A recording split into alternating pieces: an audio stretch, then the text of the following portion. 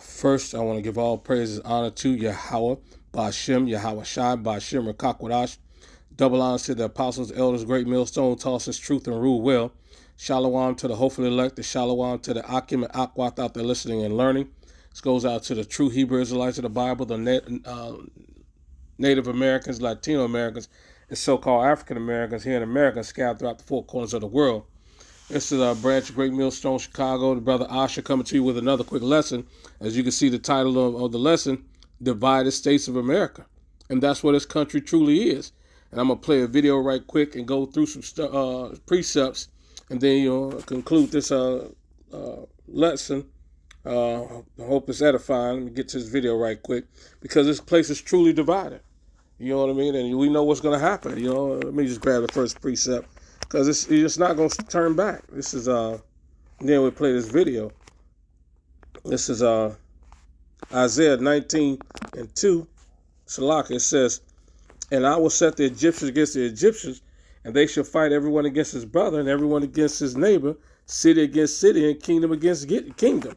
Let me play this video right quick. I'm claiming copyright. A week ago, and has nothing to do with me whatsoever. I have nothing to do with Project 2025. That's out there. I haven't read it. I don't want to read it purposely. I'm not going to read it. I don't know anything about it. I don't want to know anything about it. Those were just some of the many times Donald Trump tried to distance himself from the Heritage Project's far-right playbook, Project 2025. The president-elect was worried about being associated with such extreme and unpopular policies. But that's, of course, before he won the presidential election. Now, all cards are on the table. Trump has tapped Russell Vought, a co-author of Project 2025, who pushed for Trump to take control of government agencies to lead the Office of Management and Budget. His pick for borders are Tom Homan, who contributed to Project 2025 and may be best known as the father of the family separation policy. Doesn't stop there. Trump's choice for chairman of the Federal Communications Commission, or the FCC, is Brendan Carr. He wrote a chapter in Project 2025's planning document on deregulating broadcasters and cracking down on media outlets. Then, of course, there's John Ratcliffe, Trump's pick to lead the CIA. He served as DNI during Trump's first term, and can you guess what? He also contributed to Project 2025. And what is Project 2025? Let's get it right quick. This is Project 2025, which is further dividing the country, right? So, you had the election. You see how people, got angry about what's going on. But this is Project 2025 quickly in a nutshell. And you can read, more of it later on at your leisure. But I just want to grab a couple of highlights. It says gutting the abortion access. So they're going to limit the abortion access, right? Mass deportation. So they're going to get rid of the immigrants, right? It says abusing warrantless surveillance, meaning they're going to continue to monitor people even more stricter, and actually, coming in to obstruct what you're doing. It says unleashing undue force on protesters. So if you protested something that, you deem there needs to be protest, they're going to release the dogs out on you. It says severely limiting voting access. So they're going to crack down on the voting. It's just some of the highlights of it. It says censoring critical discussions in classroom. So now they're going to monitor and limit what you can and can't say. It says rolling back trans rights, which, that's what they fought for, but we don't care about it because it's all wicked. But this is some of the things that he has done. And this is part of, you can read the rest of this, but this has truly divided the country. And we're going to get some more precepts because it's not turning back. It's only going to get worse. Once he rolls out the full Project 2025 and enforce it, people are going to be afraid and they're going to be fighting. They're not just going to stand by and let it happen. We get another quick precept because this, it's going to go down. And there's no stopping it. These people are going to be in an uproar. They're going to continue to be mad, and they're going to just start going at it.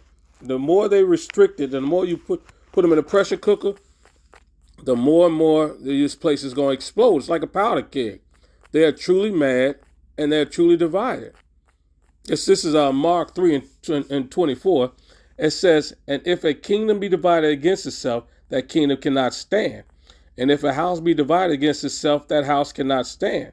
And it says, "And if Satan rise up against himself and be divided, he cannot stand, but have an end." And that's what's about to happen to these people. You know what I mean?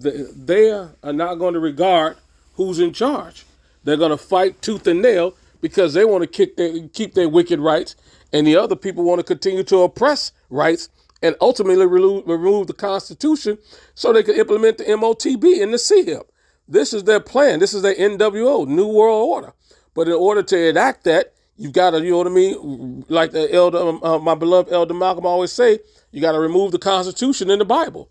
And this is what's going to further divide the country. These wicked people cannot, you know what I mean, take it another time where somebody's telling them, you know, what they can and cannot do. They don't care whether it's right or wrong. They want to continue to be wicked, and these other people want to continue to be in power and control them. And it's just about this. It's a boiling pot, a powder keg waiting to explode. Let me get another quick precept because it's not going. You ain't no turning back. This is this ain't no turning back. This is 2nd Ezra 15. And I'm gonna start at 15. It says I'm gonna start at 14. It says, "Woe to the world and them that dwell therein, for the sword and the destruction draweth nigh, and one people shall stand up and fight against another, and swords in their hands." And this is what these people are going to do. They're going to up the ante and actually take physical action against those people who are prohibiting them from doing the wickedness they want to do. And the swords meaning that, you know, America's already the number one country of guns, and that sword ain't nothing but a gun. And these people, they already shooting people like crazy just over simple infractions. You know, you cut in front of a person in America, you know what I mean? They get hostile and shooting people for road rage. How much more rage is going to happen when these draconian measures are unleashed, you know, and then enforced? It's for there shall be a sedition among men, and invading one another.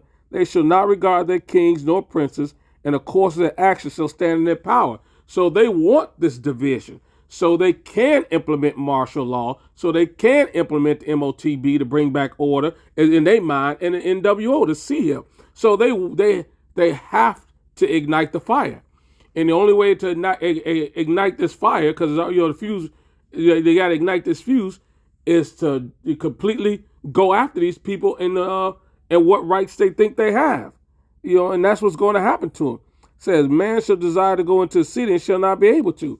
That's good. That martial law, once it's fully up and swinging, and America's really going to this civil war fight, it's going to be nonstop. You know, it's going to be all gas, as the elder brother Capo saying, no break. They're going to really get after it, and it's going to be beautiful to watch because their destruction and civil unrest and violence is going to bring us that much more closer to salvation. You know what I mean? Along with the Mr. Jacob's trouble. We've got to get into that time, as Daniel alludes to, Jacob's trouble, and Daniel 12:1, time like no other. We have to get into that, and all this helps usher in that. Let me grab that. All this helps to further usher in Jacob's trouble and a time like never before. Let me grab that. This is Jeremiah 30:7. So this civil war, Egyptian against Egyptian, helps usher in this. It says, "For alas, that day is great, so that none is like it. It is even the time of Jacob's trouble, but he shall be saved out of it." And Jacob's trouble is going to be a part of this, this civil unrest. It's going to get so crazy that, you know, obviously they going to come after Jacob as they've always done. It's, you know, this is what's going to happen. This is a part of it. This is the beginning stages of it to get to this time, as Daniel said, that we've never seen. This is Daniel 12:1. It says, "And at that time, Michael shall stand up, the great prince, which standeth for the children of thy people, and there shall be a time of trouble, such as never was since there was a nation, even to the same time. And that time thy people shall be delivered, everyone that shall be found written in the book." So in order to get to that time, we've got to go through this civil unrest. We've got to go through this Jacob's trouble. We got to go through martial law. We have to go through a nation that has exploded, and violence and craziness is all over the place. The Lord said, "What we'll do when the fire is already kindled." So this place has got to go up, and it's right around the corner. You know, and this, with Nero in charge now, you know, he's going to ignite the fuse. You know what I mean, loosely, so to speak. You know, we don't know how or when, but it's already, you know, things are brewing up, and it's not going to stop. World War III is happening, you know, around the corner. You know what I mean? Israel is still into it, and America's still backing them, even after 150-something nations say they wasn't backing this telling them to cease fire, and they still don't want to cease fire. So it's going to go down. It is brewing, and the Civil War in America is a part of that.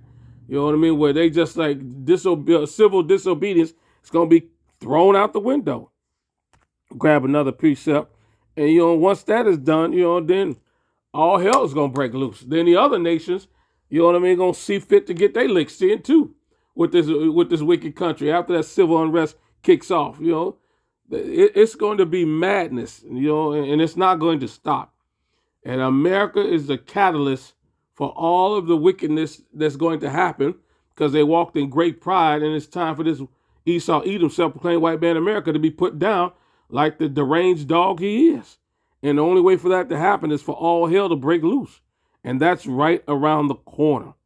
And all we got to do is just, continue to hold on and wait till Yahweh Shem Shah light this fuse and watch this place explode. And it's going to happen.